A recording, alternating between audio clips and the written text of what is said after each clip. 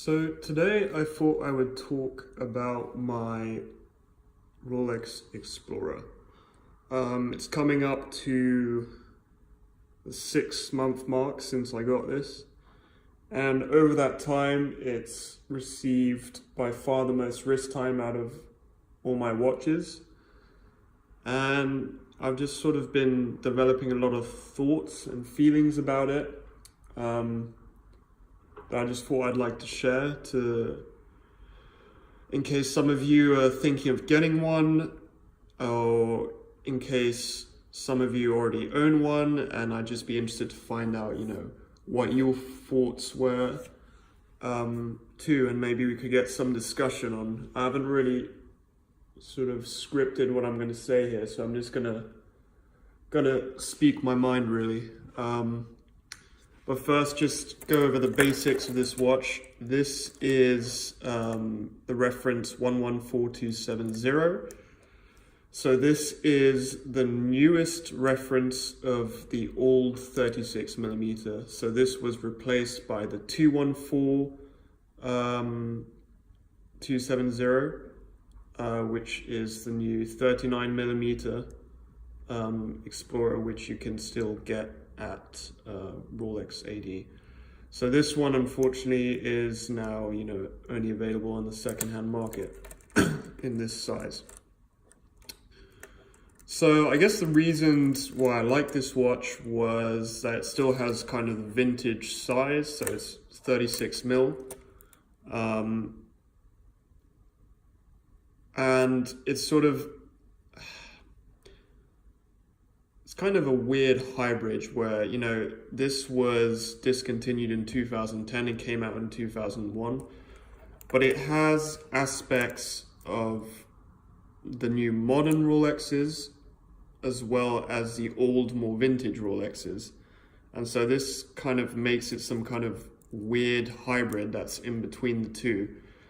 So as I said, sort of what it retains from older models is the bracelet. As you can see, it has this old sort of disguised, I don't know what they were trying to do with this, but I guess it's meant to look like it's all one bracelet, so they were trying to disguise it, but it has the old kind of clasp with the old sort of stamped, folding the point. And again, as I said before, the case is 36mm. But inside it actually has a new movement. It has the 3130, which is still in some of the new Rolex models that you can buy today. So for example, the newest ceramic Submariner, the 114060 still has the 3130 movement in there. Funnily enough, the new 39mm Explorer has the 3132 movement, so it has received a little update. And as far as I can tell, the only difference between that movement and the movement that's in here is that that has the Paraflex shock absorbers, and this doesn't.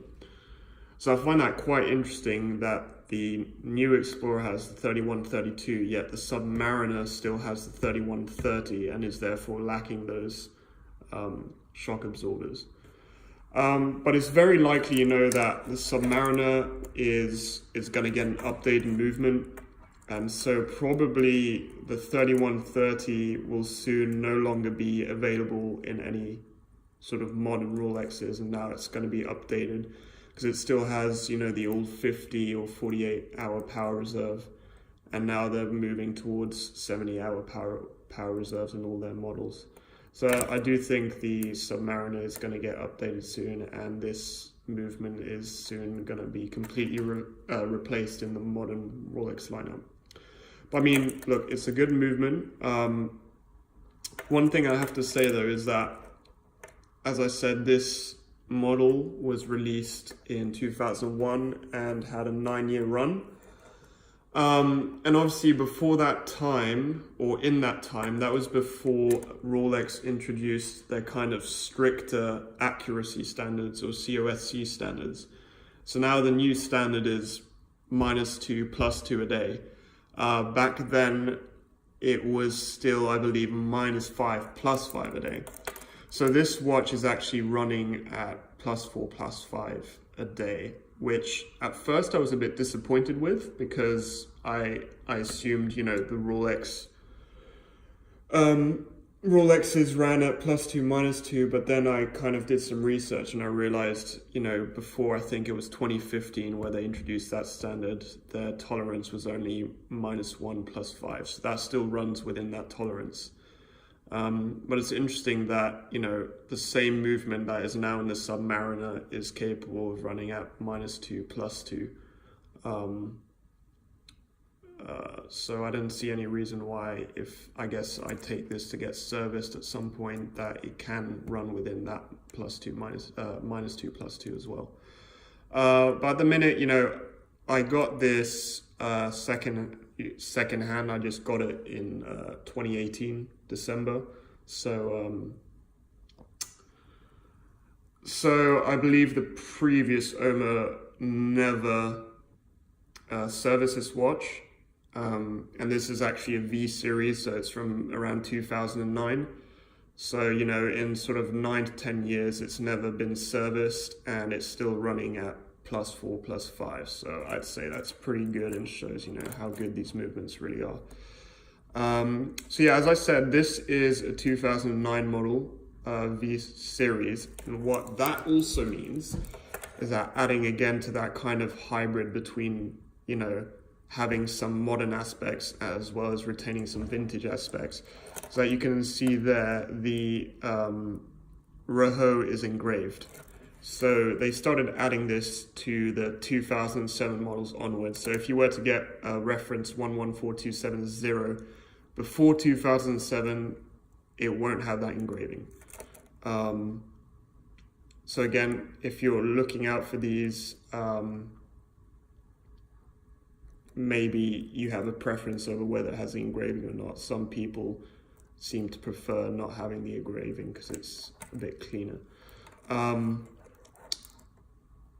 So yeah, just taking a step back and looking at, comparing this to the previous model, which was the 14270.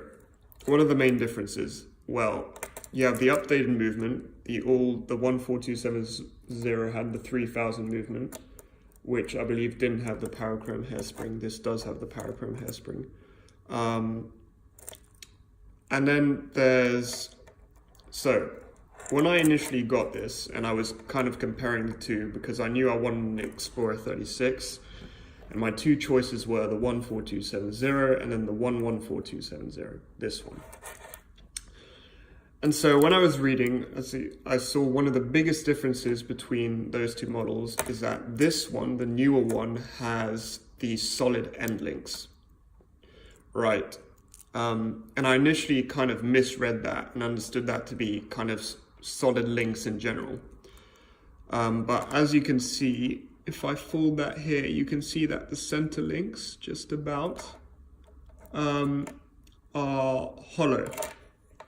So these are completely hollow. Solid end links just means that this here and this here are solid and not hollow. That's all that means. So on the previous model, these would be hollow, and actually they would completely fold down at 90 degrees. So the bracelet would taper in a lot more than it does. And this will actually be, you can look at pictures, but this would actually come in two parts. There'll be like two sort of hollow links here. So I mean, that in the grand scheme of things is a really minor thing. I thought it was a much bigger deal because I thought it literally meant the whole bracelet was solid. That is definitely not the case. This is still a hollow bracelet. And that's kind of, I guess, one of the biggest sort of negatives I'd say about this watch. I mean, it's nice that it has a modern movement inside, but this bracelet is just very, flimsy, very light. It is comfortable, I give it that, but I walked into an 80 just last week, and because I saw they had the 39mm Explorer in the window, so I tried that on. And honestly, the difference in bracelet and how they've updated it is just night and day. It's just completely solid links, a bit beefier, just feels much more solid and rugged. The clasp is just way nicer. I mean, I think the build quality honestly has gone up a lot on the newer models.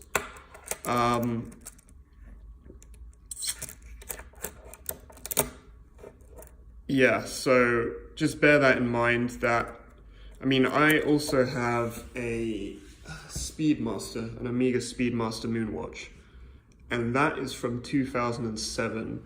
And even that, I have to say, the quality on the bracelet of that Omega is just far superior to this. I mean, that one is completely solid. Again, much beefier, much more robust. And that's a 2007 model. So that's older than this. So I really think at this point in time, Rolex were a bit behind the game bracelet-wise. I'm really surprised that they were still making bracelets like these in 2009, 2010. And to think that, you know, all the new models that they introduced from 2010 onwards had just a much upgraded bracelet, just much better quality. I just find that astonishing how, you know, it was only sort of in 2010, maybe a bit before that, that some of their models just got, you know, the new, more modern bracelet, and they were still using these kind of things so late on. But anyway, that's a whole nother story. So again, yeah, so maybe I should talk about, as I said, I've tried the Rolex, the new Explorer 214270 with a 39mm case. And so maybe I should just share my thoughts. Again, if you're thinking of getting this watch, you have the option, you know, to get the 39mm, which isn't very difficult to get at an 80. I see them in the windows quite frequently, so it's one of the easier stainless steel models to get. I doubt you'd even need a waiting list to get one. If you probably go in and ask and say you want one, they probably say, okay, we'll get you one in a few weeks and months, no problem. So the new model is, I'd say, quite a bit superior to this for the things I've already mentioned. Just the better bracelet. I mean, I guess a slight upgrade to the movement, and it's now accurate -2 +2. But the main thing would be the bracelet and just kind of the robustness. It's like a way heavier watch. Now, when it comes to size, I think it is a large 39mm, right? It wears large for a 39mm. It is really thick, it is really wide, and it's more like, I'd say, over 40. It wears like something that's over 40mm. It's a really big watch. It really sticks out on your wrist, which I found surprising and a shame. And I think for this kind of design, it doesn't quite work. It just doesn't, like this, the dimensions here are kind of perfect. Like the dial to lug width ratio to case size ratio, it is perfect. On the new 39mm, something looks a bit off. It doesn't quite work. Now don't get me wrong, it's still a nice watch, but it's just too beefed up for this kind of watch. Because they could have made a 39mm that was small. They could have, you know, reduced the width of the case, reduced the lug size, and it probably would have worked. But they've kind of gone for this maxi case, a bit like what they've done with the new Submariners, with the wider lugs, and it's just too big for like such a simple time only dial. So I think in terms of, you know, getting the dimensions correct, this is what you should go for if you're looking for that. In terms of actual quality and in terms of quality, the new one definitely is superior to this. It also has the new chromalite lume, which this one doesn't. This still has the whatever the old lume is called, that glows green. The new one also has luminous numerals. What I would say is there are actually two versions of the 214270. There's one that was released straight after this, which they retained the actual hands from this model. So if you imagine a 39mm case with these hands, they're clearly too small, and that was very visible and a big complaint when that was released. So then they kind of quietly released a new version that has the bigger hands that actually fits the dial. So if you are going to go for the newer models, and maybe you're looking at the second-hand market, because they do run a bit stuffed, the Explorer is something you can get under retail price if you go to the second-hand market. It's one of the few stainless steel models Rolex offers that does that. Definitely make sure that it's a late, I can't quite remember when they updated it. I think 2016 is when they updated the 39mm model to have the bigger hands. So make sure you look for a 2016 or later model, and if anything, just look at pictures, and then you'll easily see that the hands are much smaller on the older models. And just get the one with the bigger hands, because I think it looks kind of stupid with the smaller hands. I would avoid getting that model. I mean, some people might say it's rare because it got discontinued so soon, but I honestly don't think it's going to add value to that, to the watch. It just doesn't look good. So, final thoughts on this. You know, I like the watch. I do like the watch. It wears well on my wrist. I have 6.5-inch wrists. I'm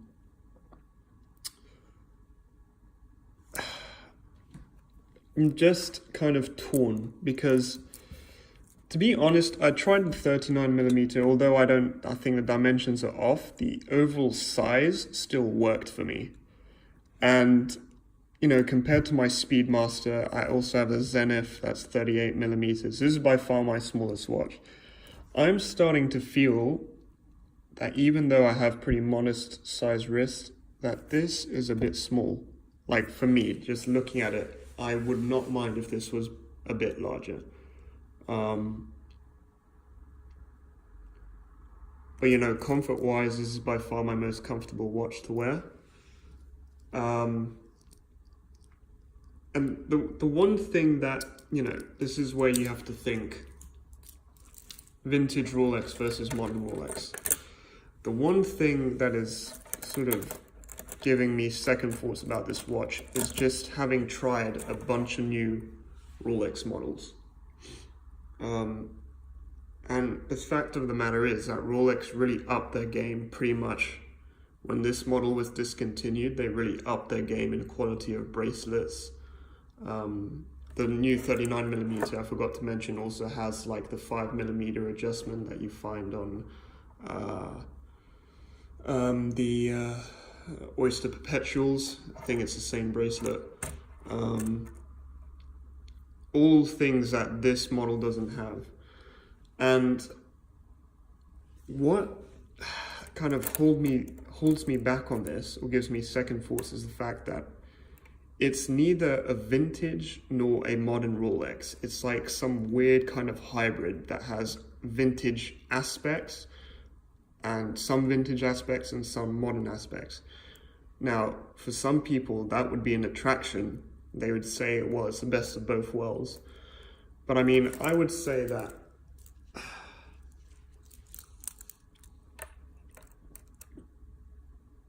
I'm also almost considering kind of just going for a modern Rolex, because I think you just get so much more in a modern Rolex than what you get here. With the bracelet, the chromalite, the build quality. And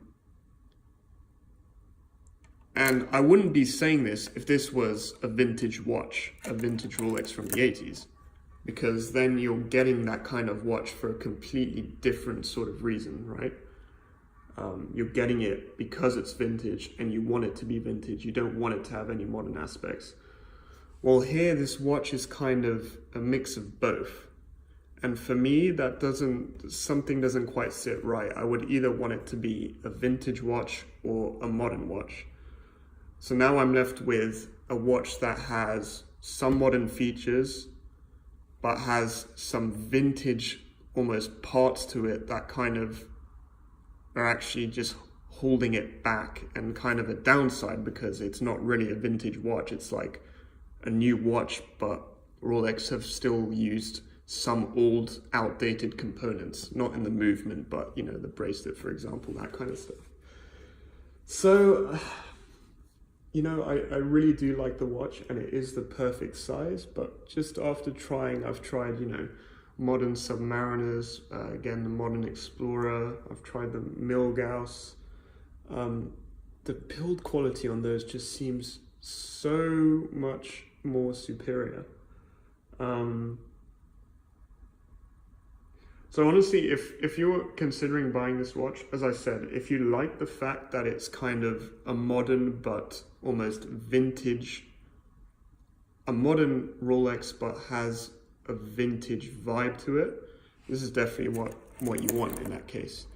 You know, it is basically the closest thing you can get to a 1016 without actually buying a 1016. But I would say if you're a guy who likes vintage Rolex, then this watch will be a bit of a mindfuck, because whilst it has vintage aspects like the clasp and the bracelet, it's kind of got a modern-ish style, modern movement. It's just a mishmash of both. So if you really are a vintage guy, I would say go for the, if you have the funds, obviously, get a nice 1016. And that is that is the quintessential vintage Rolex Explorer. The 14270 and the 114270 aren't quite yet vintage. They again have some more modern aspects.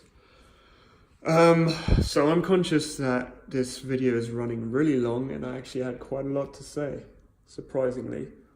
I think I'm just going to leave it there, really. I do like this watch. I have to say that the sizing, not the actual sizing, I think it could be a bit bigger, but the sizing ratios and dimensions of all the different aspects of this watch are perfect.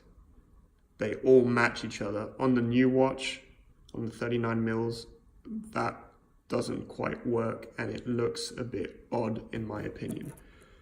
But yeah, so those are my thoughts. Please let me know if you have any of your own thoughts. See, even with this bracelet here,